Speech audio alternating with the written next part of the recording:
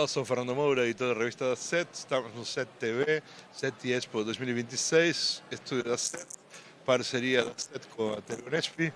Estamos hoje com o André Rodrigues, engenheiro de soluções da Google Cloud. Obrigado por vir aqui. Primeira questão que tenho que fazer para você, que é inevitável, a indústria de mídia mudou muito nos últimos anos.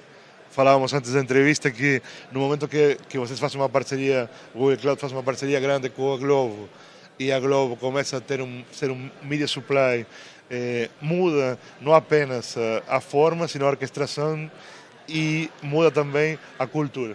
Como vocês olham para isso? Porque nós ainda estamos num momento de transição da mídia. Então, você tem que oferecer um serviço, mas também tem que, de alguma forma, evangelizar sobre o serviço. Bom, obrigado, Fernando, pelo convite. É uma questão realmente de evolução da tecnologia com respeito à inovação, né? Então, no momento que você faz essa transição tecnológica, né, de soluções on-prem e você começa a subir carga de trabalho para a nuvem, um primeiro impacto que você vai observar, que você vai ter, é a questão de você já ter uma plataforma, você começa a ter uma plataforma mais unificada e você para de trabalhar em silos, né? Então, o nível de colaboração aumenta bastante, né? O nível de comunicação ele tem, obviamente, que aumentar muito. E o Google entende que para as cargas de trabalho específicas de broadcast, que são completamente diferentes de cargas de TI, né, a gente vai precisar ter um ambiente híbrido, né? Um ambiente onde você vai continuar tendo uma arquitetura on-prem, você vai continuar tendo alguns elementos que vão processar o vídeo na emissora, mas outras cargas que você pode eventualmente usar temporariamente, ou você pode usufruir de processadores mais poderosos, aí você pode mover para a nuvem junto com toda a camada de controle. Isso tudo faz com que a filosofia operacional de TV mude drasticamente, né? Então, nesse sentido, como você comentou bem, é uma mudança cultural de toda a empresa. A gente não está falando só da área técnica, né? É uma mudança que vai impactar todas as áreas. E do ponto de vista de enablement do mercado, né? O perfil do profissional ele também muda, né? A gente vai começar a ter um profissional que vai ter que entender de broadcast, vai ter que entender de nuvem, né? De TI, né? Então a gente começa a ver esse mix, né? Essa fusão de profissionais, né? De perfis de profissionais. Isso é interessante que você falou, porque há uns 6, 7 anos, já passa muito rápido o tempo, antes da pandemia, você começou a falar da cloud, tá? Você começou a falar de levar tudo para a nuvem, e aí eu acho que a indústria tem sempre os ciclos, né? E de alguma forma a indústria broadcast começou nesse ponto e chegou ao ponto que você falou de que tem que ser híbrido. De fato, nós aqui hoje estamos com 3 câmeras, 2 microfones, testando para uma transmissão em nuvem através de um servidor. Isso, uma parte é operacionalizada lá em cima, mas o resto ainda vai ter que ser aqui embaixo, né? Isso. E para isso você tem que juntar os dois mundos. Uhum. E aí a pergunta é, como evangelizar isso? Porque ainda também tem uma questão na indústria de mídia, como você muito bem falou, que são os picos. Uhum. Nós, por exemplo, na Copa do Mundo vamos ter um pico de desenvolvimento e de necessidade muito inferior ao resto. E aí, como é que vocês trabalham nesse ponto? Esse ponto que você tocou é muito importante, né? Que é um dos diferenciais, né? E uma das grandes fortalezas de você trabalhar num ambiente híbrido, né? Quando você tem um aumento de demanda específico, é necessário você ter uma infraestrutura elástica, uma infraestrutura que vai comportar, né, o seu serviço durante aquele período e que depois você possa diminuir essa infraestrutura. E aí você começa a migrar de um modelo CAPEX, onde você faz um investimento pesado e depois você fica com uma infraestrutura ali ociosa, né, passado o momento de demanda mais alta que você teve, para um modelo OPEX, onde você vai somente, vamos dizer assim, comprar capacidade para aquele momento específico. E depois aquela carga, ela, né, a sua infraestrutura, ela diminui.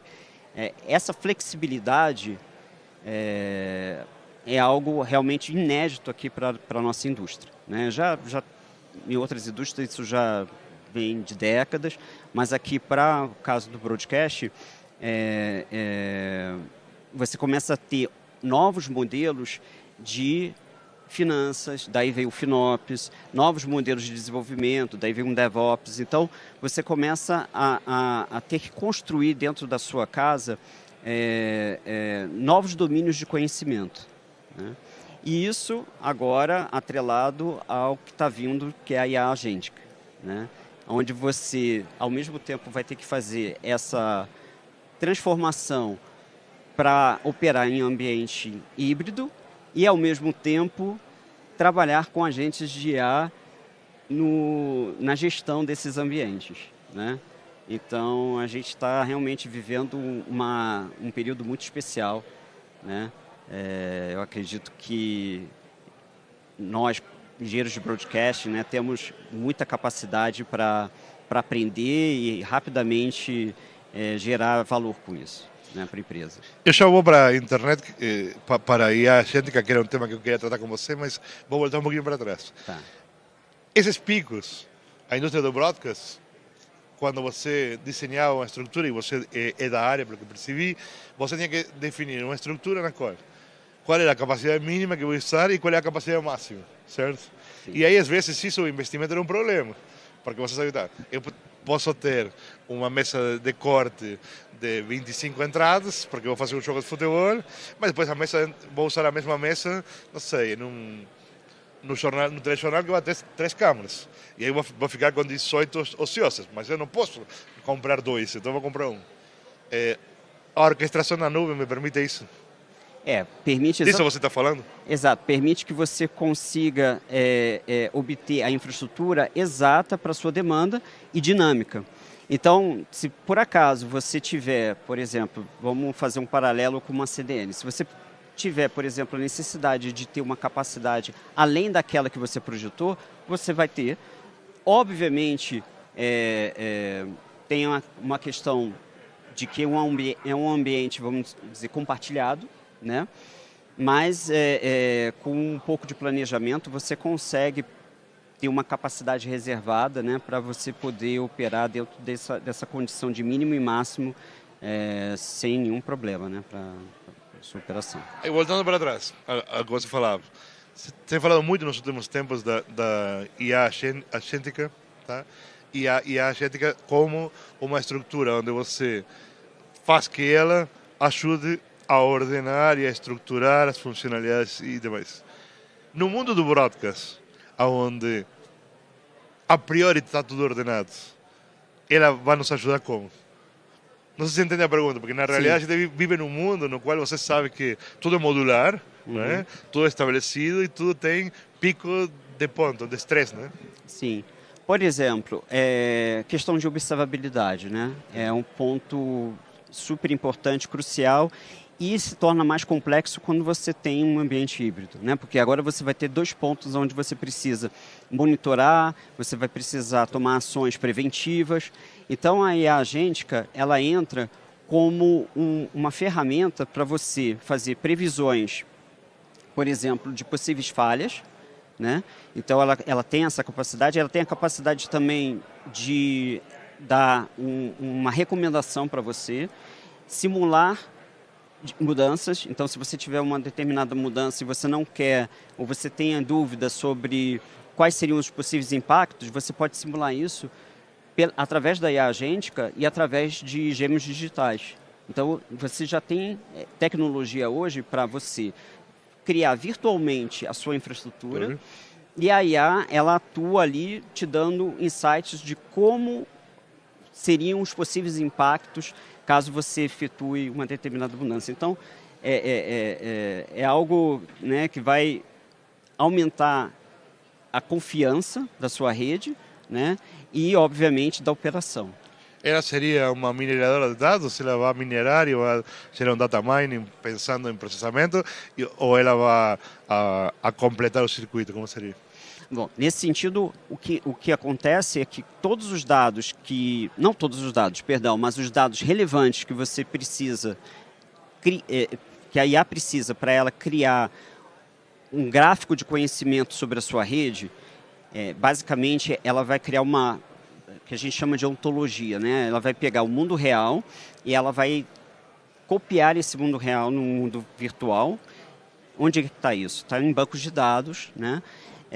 E através desse mundo virtual, aí ela vai começar a entender como a sua rede funciona, como a sua infraestrutura funciona, né?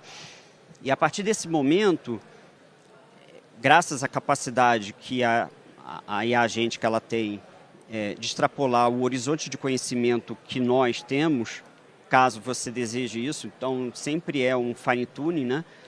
Você sempre tem que ter um equilíbrio de governança mesmo.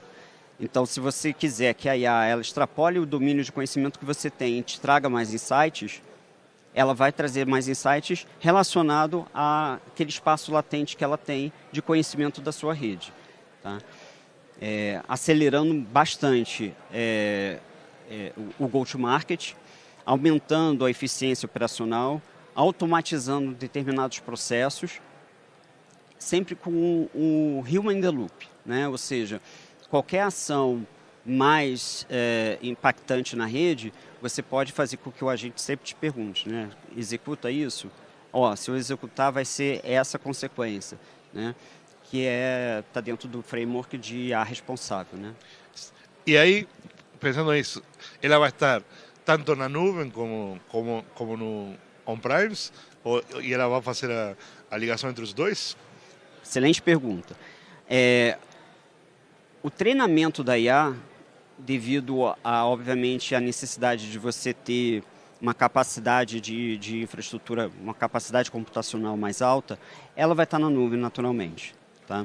Agora, o nível de observabilidade, ou seja, os dados que a IA vai utilizar para ela gerar um output para você sobre insights, sobre recomendações, sobre possíveis alertas, já prevendo falhas futuras, esses dados eles vêm, obviamente, do on-prem e da nuvem, né? Então, um ponto de convergência é como eu faço a coleta desses dados. E aí você precisa ter um ponto que a gente chama de single point of truth, ou seja, basicamente é ali que os dados que a IA vai beber, né? Essa vai ser a minha fonte.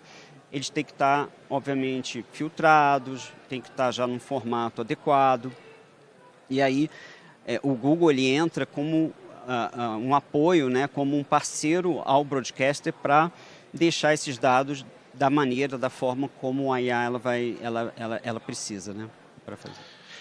Para ir fechando nossa entrevista, pensando no que você falava, uma das questões que se coloca, e se tem colocado muito nos últimos tempos, é que a nuvem, na realidade, é uma metáfora da questão do armazenamento, certo?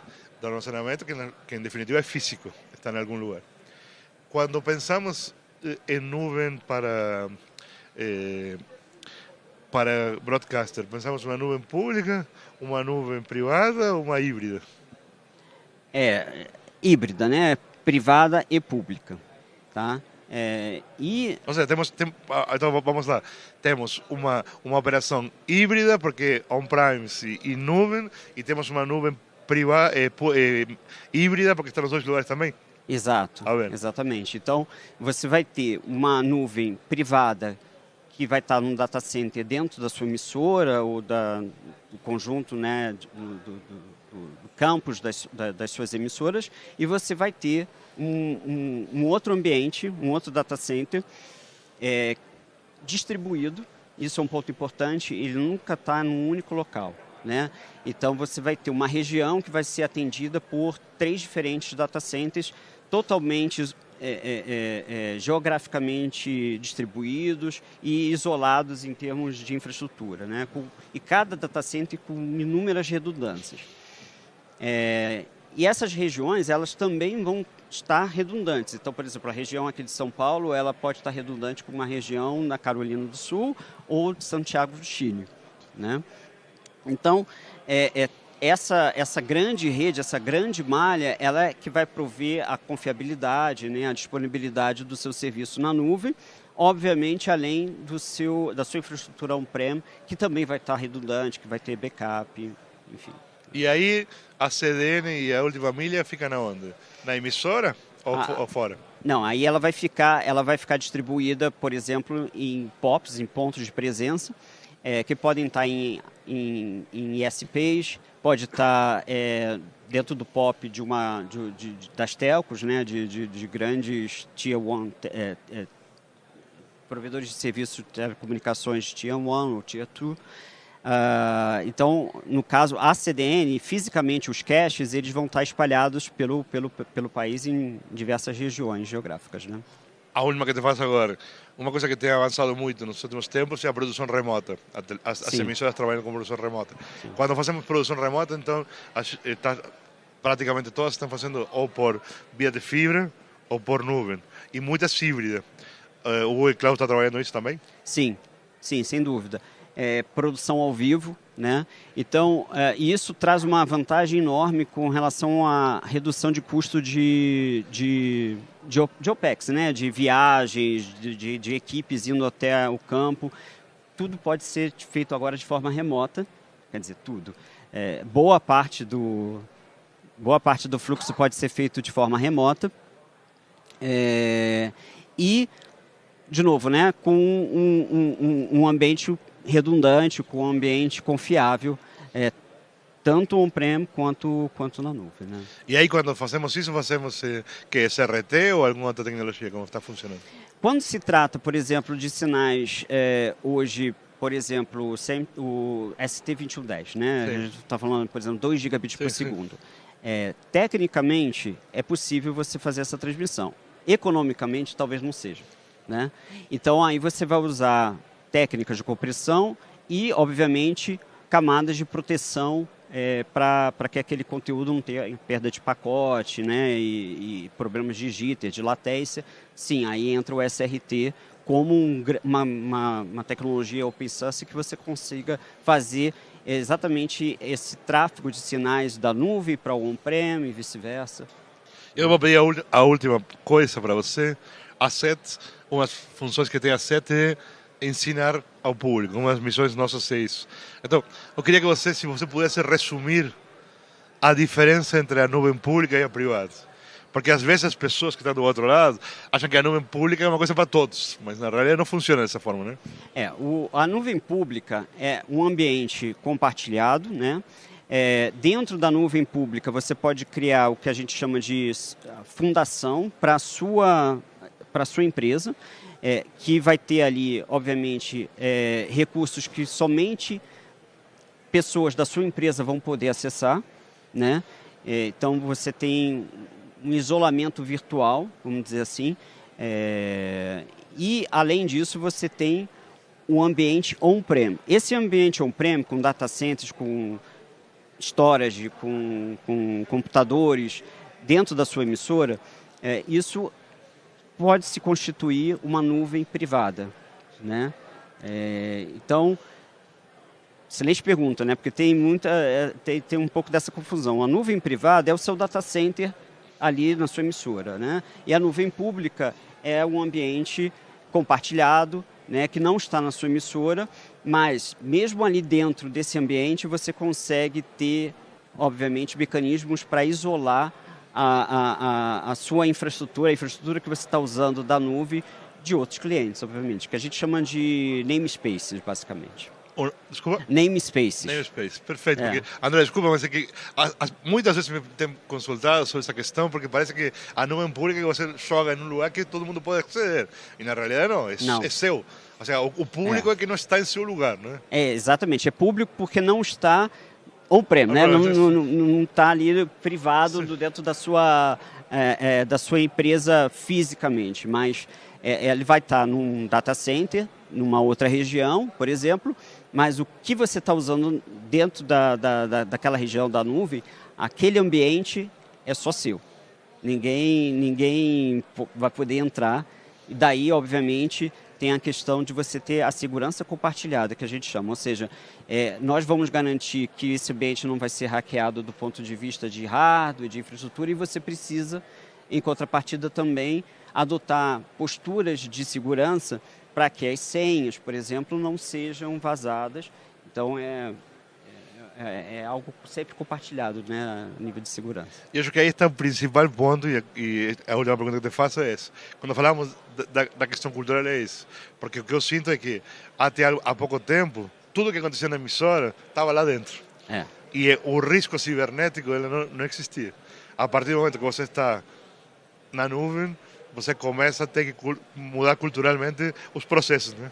Sim, sem sombra de dúvida, né? Você tem que ter o DevSecOps, né? Então você tem que ter políticas, né? Você vai ter que ter normas onde você vai fazer, vamos dizer assim, um framework de como você vai operar, de quais as políticas que você vai habilitar para os seus usuários, né? Para que eles possam usufruir desses ambientes híbridos, né? Os ataques cibernéticos eles podem acontecer tanto na nuvem privada quanto na pública, né? O que vai realmente fazer a grande diferença ali é essa postura e esse nível de atenção, né, que a operação ela precisa ter com respeito a essas questões de compartilhamento de senhas, acesso, quem pode acessar o que, quando e onde, né? Então tudo isso tem que estar dentro de um framework, dentro de uma norma, né? Que a empresa ela vai construir junto com o provedor de nuvem. Tá? André, obrigado, viu? Muito obrigado. Falamos com o André Rodrigues, Google Cloud, falando uma coisa muito importante para nós na SET, que é tentando explicar para o mundo a diferença grande entre a nuvem privada e a nuvem pública e como ela se executa dentro das empresas de broadcast. Seguimos daqui a pouco a SET TV no SET Expo 2026. Até já!